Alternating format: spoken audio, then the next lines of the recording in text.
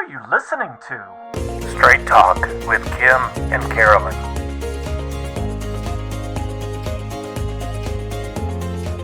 Welcome to Straight Talk with Kim and Carolyn. We've got a great, amazing lineup tonight. We're going to be talking about donor privacy and doxing donors and the actual risk that may pose for a donor that's been doxed. It's constitutionally protected speech, but we have seen the Salt Lake Tribune go after and re-victimize victims of a crime in this recent doxing incident. And then we're going to talk about how Salt Lake City is competing with Seattle for best homeless debacle. And they're winning. There may be a lot of cities on that list. I don't know. But you know what? We are absolutely in the running, and we, have lots of tent cities. And I think that people assume because we're a red state that we don't have these problems. Yeah. But, we have a democratically run capital city that is now in decline. Businesses are leaving. Residents are leaving. And school children are fleeing to surrounding districts. Absolutely. Yes. So we have some big problems in our capital city of Salt Lake City. But let's start with the issue of donor privacy. And we have with us tonight Luke Walkup from the Institute for Free Speech. He's the communications director, has been doing that for a little bit here, responsible for coordinating the efforts to provide commentary on free speech. And so we welcome your commentary tonight. Let's start with the incident where last week the truckers convoy, the Freedom Convoy, the Ottawa trucker protest, I don't know what you call it. Those are what you call it. That's what you call it. But there was a donation platform that was hacked, that was criminally hacked, and records were criminally stolen and then doxed.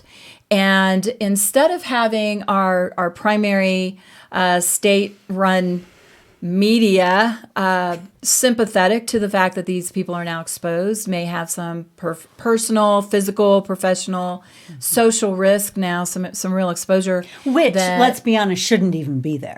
Right, absolutely. Right. Like that shouldn't even be a thing.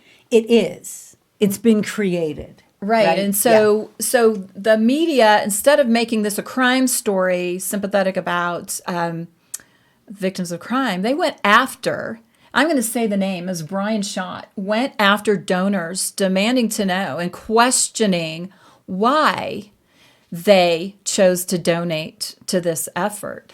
And I view that as a re-victimization of the crime, and now to expose these people even more. So welcome, Luke, and we'd love to hear your perspective on this. So why is donor privacy so important? Well, thank you for having me on to talk about donor privacy, because it is really important, and it's a free speech issue that sometimes can fly beneath the radar. But the right to support causes privately and to join together in groups is really critical to the First Amendment, which protects not just our freedom of speech, but our freedom to assemble and to petition. Often we talk about the freedom to associate. And so this ability to form groups privately without the government prying in to, what are your beliefs? Who are you talking to? What are you out there doing? Is really important. And the reason for that is, when people's support for causes gets publicized, especially controversial causes, they can be at risk of all sorts of retaliation, harassment, intimidation. A lot of times these donor records are, names, addresses, and employers. So a person can show up at your doorstep to try to take a political disagreement personal. They can call your employer and try to get you fired. These are things, unfortunately, that do happen. Sometimes I talk to folks who say, well, I'm happy to have people know what groups I'm a member of and what I support. And that's great. It's great when people wear their beliefs on their sleeves, but it's also a little bit of an outdated mindset, especially in the era of the internet. It is so easy to put together lists and maps and get that information into the hands of those few individuals who are going to go too far. So privacy is really important in making sure that every American has the right to support the causes that they believe in, not just in the voting booth, which I should point out is another place we care very much about privacy. We vote in private booths, and we should be able to privately support causes that lead up to Election Day as well. I know in this case, the Canada truckers, their donations were hacked and exposed. A lot of times governments attempt to require this by law. And so there is a step here for, American states and policymakers to look at your own laws and figure out, could this happen here? And especially, could this happen even without a hack?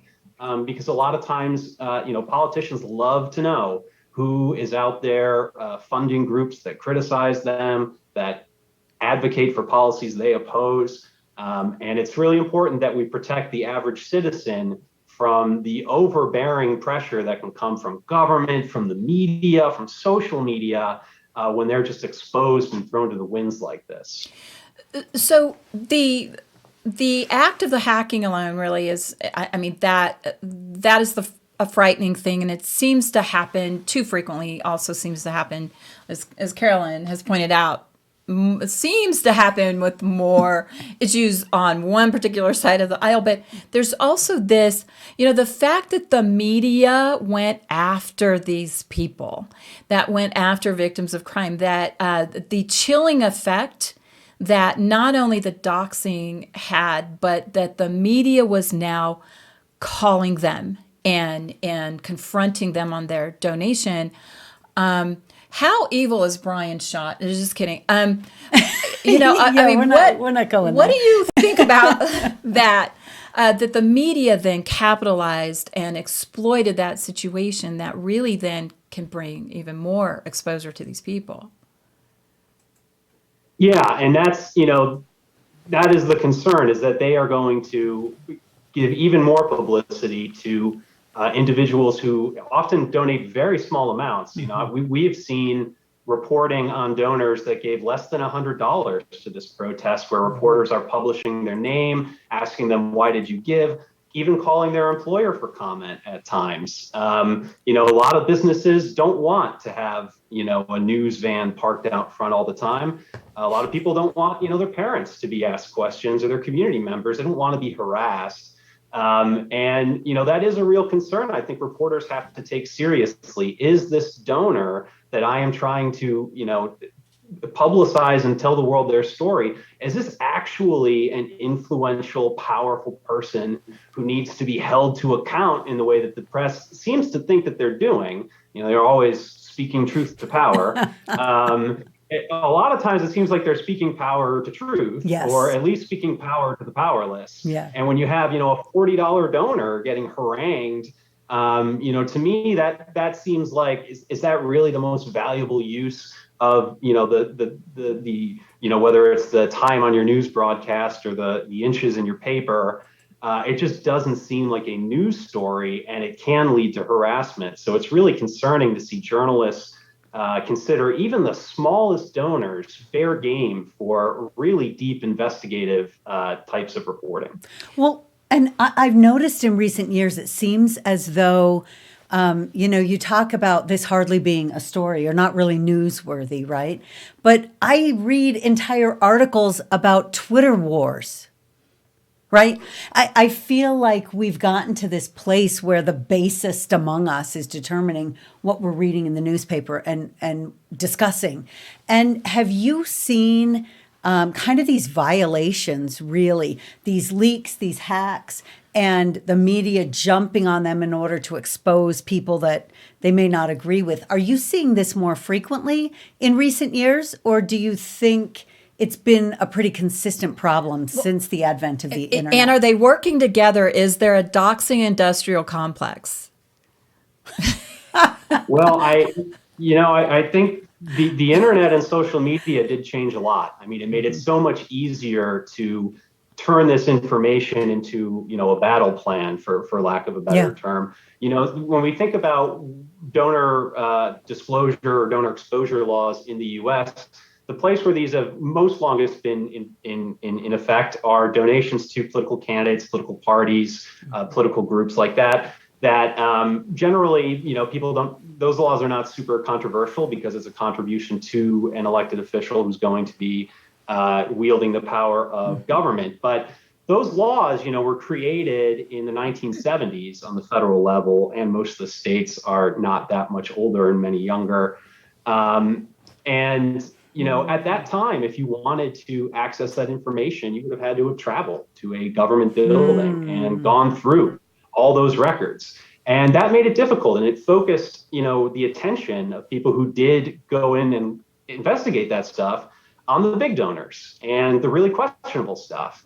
Nowadays, everything's automated. You can, you can look up your neighbor's political contributions in 3 seconds. It's very easy. There are websites people have built to deliver this information, and so it's a totally different calculus now than it used to be. And I think at the same time, there's been a growing trend of people sort of living in silos, increased partisanship, and a lot more antipathy and a lack of civility in political discourse that makes privacy that much more important. I sometimes talk to people who are open with their beliefs, and they think that's the way they want to live life, and that's great. But the world is changing, and the threats come from all over the place these days. So, you really have to be careful. Yeah. So what do we need to watch for on the policy side? We're kind of a little bit watchdogging our legislature right now. And so I am always looking for legislation that's going to impact disclosure laws and campaign disclosure laws, things like that. But what might be the things that might slip in, or what do we need to watch for and be aware of? So a lot of times you'll see bills marketed as the sorts of disclosure laws I was talking about as relatively uncontroversial, the donations to candidates and parties, that are really attempting to stretch those laws to cover private groups of private citizens who are just fundraising to speak and express their opinions. A lot of times they're not talking about elections, they're talking about public policy, they're talking about corruption, they're talking about transparency. And so you'll sort of see, under the guise of, we got to get dark money out of politics. Yep. There's this effort to force any group of private citizens that's speaking about government to report publicly, where's all your money coming from and where's it going to? And that's a really concerning threat. The other thing that we often see is state officials trying to use existing laws in ways that haven't been done before to demand that groups disclose. On the federal level, this was actually, a big part of the, voting rights legislation that has been talked about so much over the last 2 years. We were very frustrated at the Institute for Free Speech during that debate because about a third of that bill had nothing to do with voting or elections, and it was all about regulating political speech and exposing donors and making it so that the nonprofits could not have privacy among their members. This was called out by the ACLU, and yet still, there was not a real discussion about it. The media was not interested, by and large, in talking about the threats to free speech in this, so-called election reform bill. Now that has failed in Congress, I would expect to see a lot of those provisions. Like I said, it was a giant bill, and a third of it was related to speech regulation, hundreds of pages. I would expect to see those kinds of proposals repackaged and for them to appear in different places, both in Congress and in the states in different forms.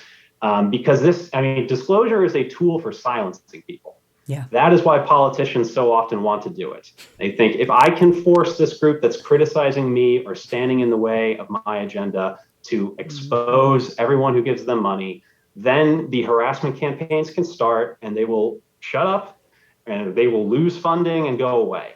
That's the playbook. And so, they're always looking for new ways to sneak it in, but the threat's never going to go away.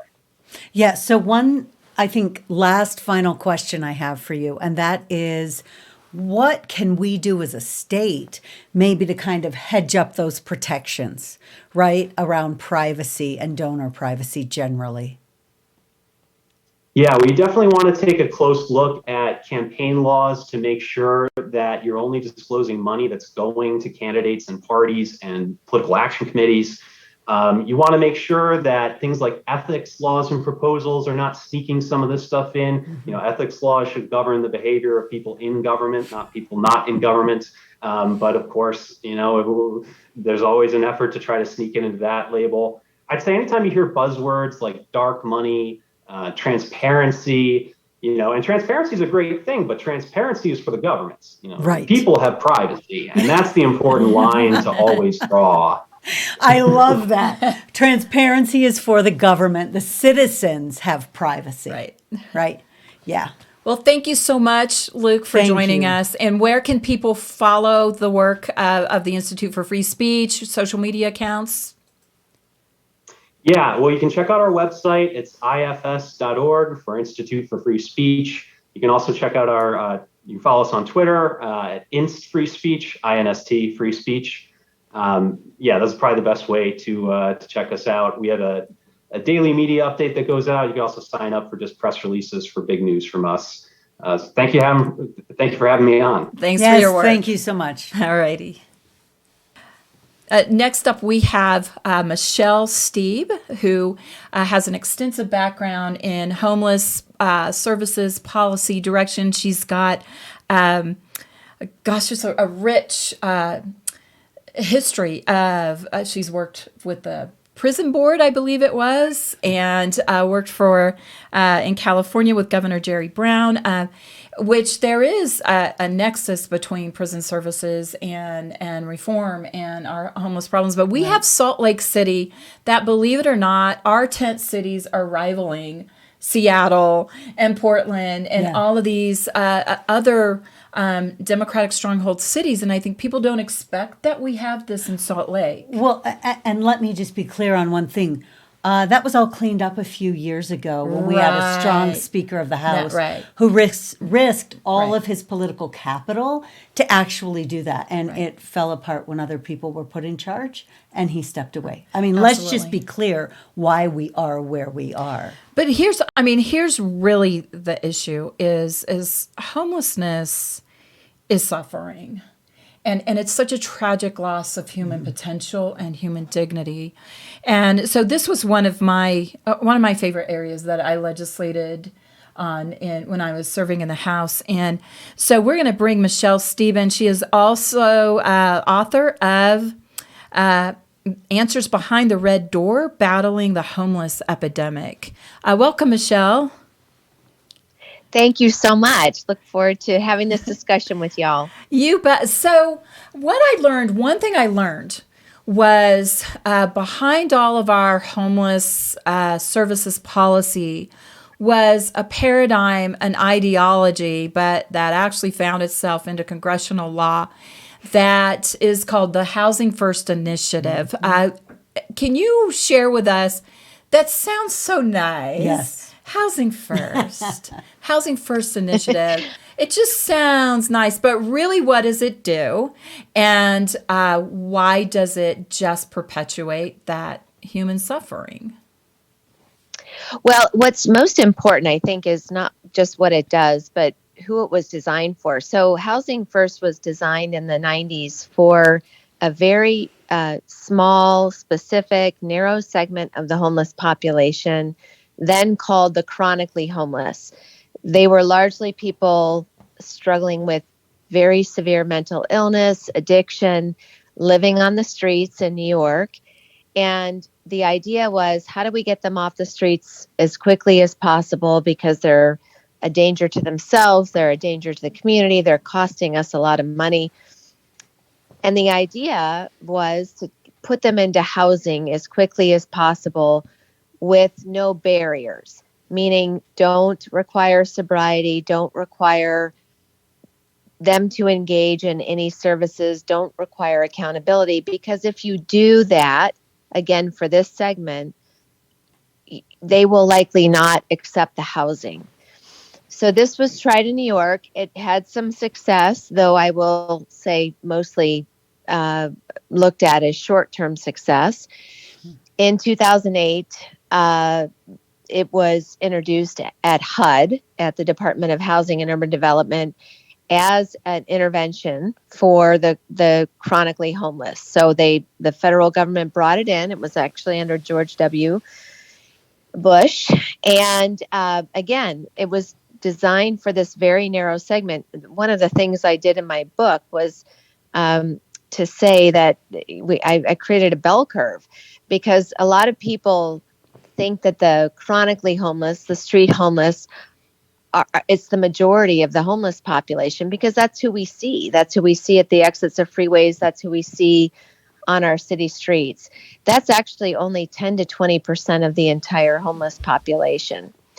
So back to this intervention, George W. Bush brought it in under HUD in 2008. And then in 2013, the Obama administration said, well, if it works for this segment, maybe it works for everyone. That's literally what they said. There was no evidence that it would work for the vast majority of people that are struggling with homelessness, which, pre-COVID is about 1.2 million Americans. So it was introduced as a one-size-fits-all in 2013. So first and foremost, we took a policy designed for a very narrow segment. We rolled it out as a one-size-fits-all. And the Obama administration literally promised it would end homelessness in a decade. So where are we now? Exploded. Almost 10 years later, Yeah. a 200% increase in spending, a 42.7 increase in permanent housing units dedicated to the homeless, because again, the whole premise of Housing First is what they need is housing. That's it. That's No what questions HUD funds. asked. No standards. No questions asked. And the unsheltered population, which you alluded to earlier, the unsheltered population nationally has grown by had grown by 20.5%. Again, under pre-COVID data, right? The data as of 2019. So it's been a disaster nationally. It's been a disaster clearly in Utah. But let me give you some California stats. So in 2016, California is the only state that went all in on Housing First. They embedded it into state statute. 2016. They had 101% increase in spending since, a 33% increase in the number of permanent supportive housing units dedicated to the homeless, but the unsheltered population rose by 47.1%. Wow. So this white paper, Kim, that you've alluded to several times that we recently released, is saying, for years, we've been told that housing in and of itself was the solution to homelessness, and it is not. It clearly is not. The data at the national level in California and throughout many areas in the United States, including Utah, shows otherwise. So here's what we had happen here, and I think when you say those numbers and they're so stark, but they're people. These are people. Yes. And they are Yes. people in states of human suffering and really loss of dignity and potential. So what we had here was we once had some services that were very, very successful because they did bring people in. They prepared them in many different ways, with job skills, with life skills, with strengthening them. If they needed rehabilitation, that was provided. If they needed mental health services, that was provided, and giving some structured support to people as they kind of made it through what should be, and for a lot of these people, a very temporary stage of their lives.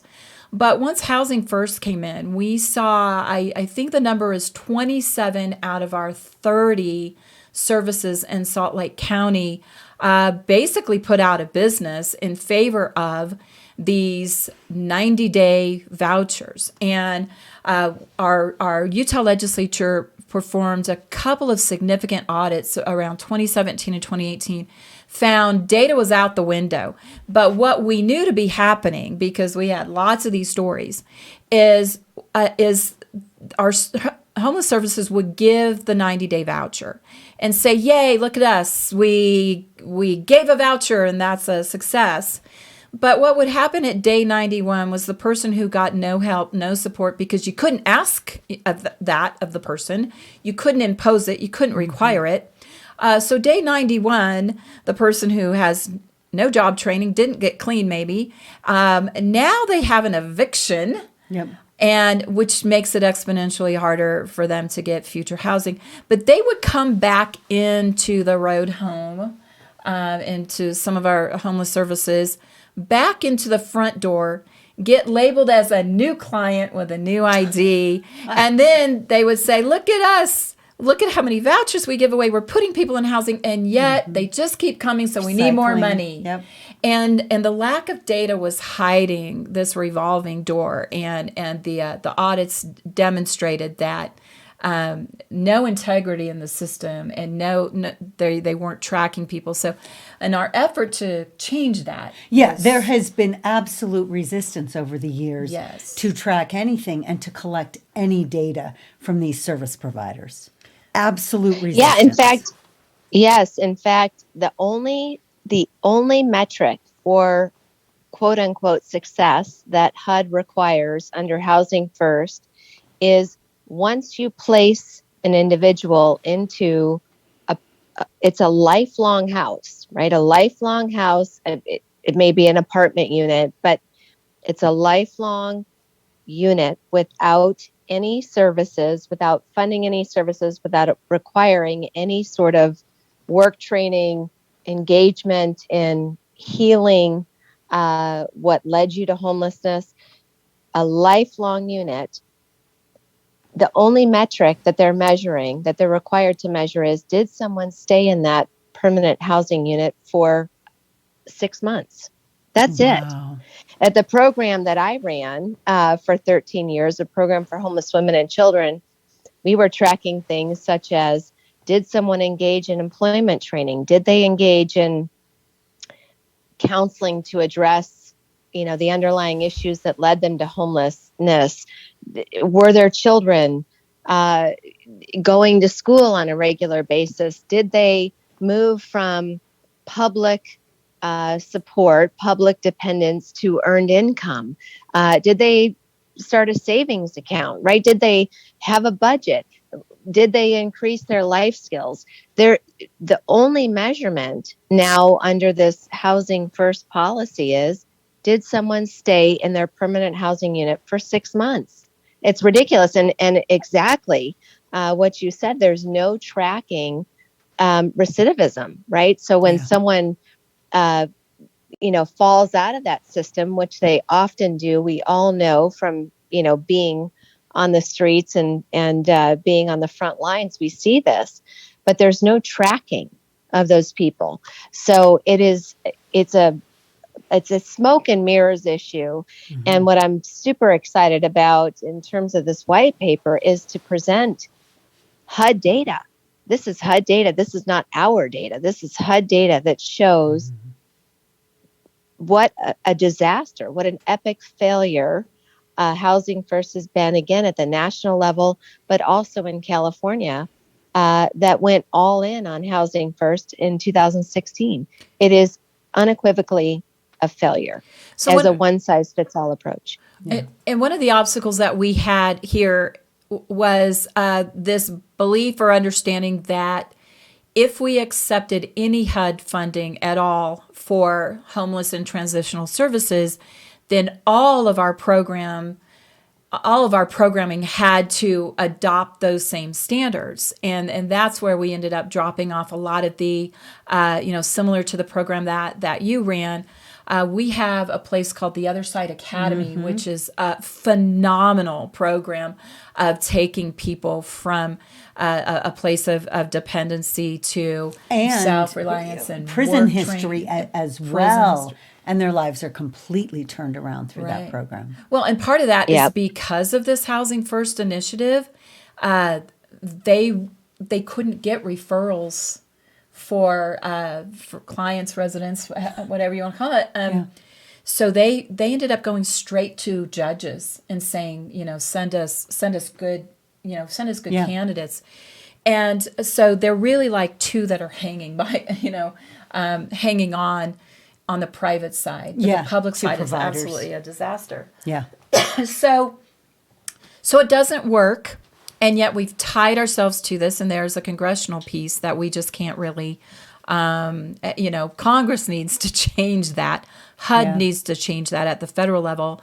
But what do we need to know as for our listeners who pay taxes, who want to go downtown with their families, and for residents of Salt Lake City they're literally getting run out of their homes and businesses? What do we need to do? What does work? Well, so first and foremost, it's one of the big reasons I wrote the book, Answers Behind the Red Door, because there are so many stories, and the stories I feature are the women and children who went through our program, and certainly not all of them. I know thousands, but I featured 11 who literally, from the depths of despair, climbed out, and how they became self-sustaining. Many are homeowners. Their stories are amazing, right? And it is possible. Mm-hmm. Self-sufficiency is not possible for everyone who goes, who enters the homelessness system, but it is possible for the vast majority. And for that bell curve you described. Absolutely. So that's one thing. This can be turned around. But what we need to do, number one, is demand. So this whole fallacy that, HUD is the largest singular funder at the national level of homelessness. But what most people don't understand is most of their money is actually distributed through the local level, through counties, sometimes cities, and then they created under Housing First this whole nother level of bureaucracy called COCs, and I won't spend a lot of time there. But because they distribute so much of their funding through those local levels, they actually drive local policy too. However, what local governments would like you to believe is that they just need, because so much of their money comes from HUD, that we need to follow HUD doctrine. And that's not the case. A lot of local communities contribute other funds, taxpayer funds, other funds that they receive from the state or other programs that they can dedicate to non-housing first approaches. And they absolutely should. And it is a fallacy that they need to follow with all the money that they spend on homelessness, HUD doctrine. So as citizens, we need to rise up and we need to challenge people at the county or at the COCs that they do not need to, it is not required of them to use all of the dollars that they spend on homelessness for the housing first approach. That's number one. Number two, we need to get this data in front of them.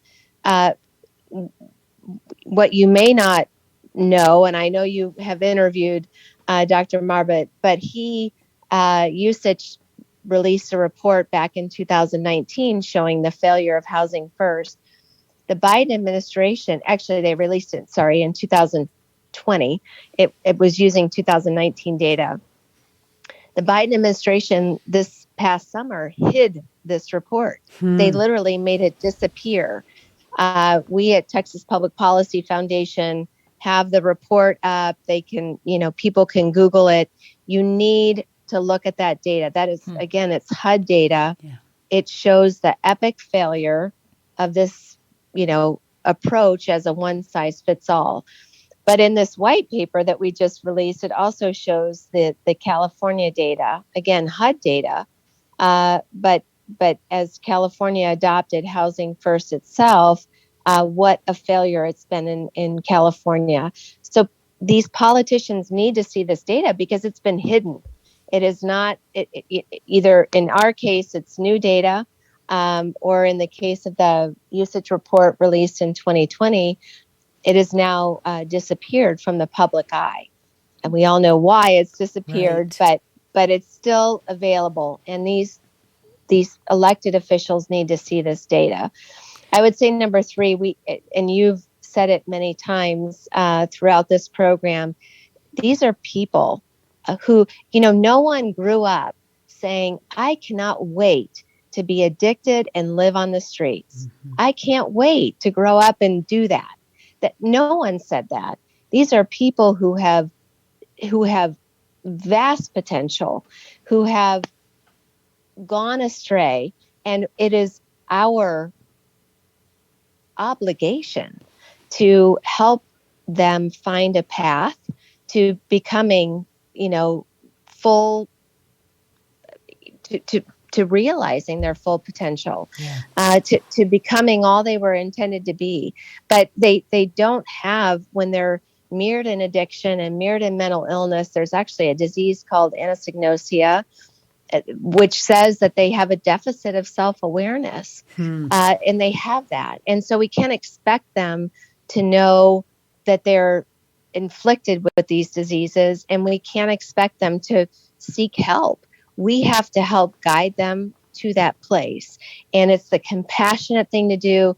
It is the fiscally responsible thing to do. Mm-hmm. It makes sense on every level. Yeah. But so many people have bought into this notion that all they need is a house, and it's just such a fallacy, and the data shows it, and common sense shows it, and what we see on the street shows it. That is the perfect place really to wrap this up, right? This is people, they have potential. It is our role and responsibility to help them realize that through good policy. Thank you so much for joining us tonight, Michele. Thank you. And we'll post your links to find the white paper and your book, yes, and where we can find you on social media as well. Okay, that's great. Thank you so much. Thank you. Thanks. Bye-bye. Bye-bye. So thanks for joining us, really, for another episode of Straight Talk with Kim and Carolyn. We have a lot coming up this week and next week as the legislative session finishes up, and we hope to see you next time.